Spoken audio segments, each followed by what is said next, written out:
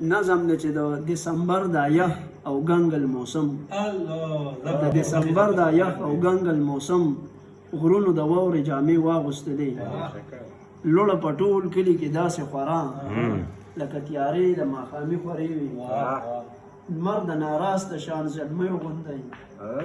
په سره غرمه باندې د خوبه پاسي منګو کې پاتې بیګانې اوبه نری نری د یخ پتري نیولې په دیوالونو کټوې خوشې پرتې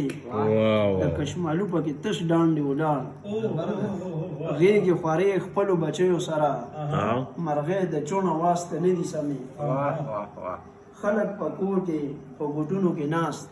ترنګېټو تر څنګه نه تودېږي خو یو مین د یو دیوال په خوا کې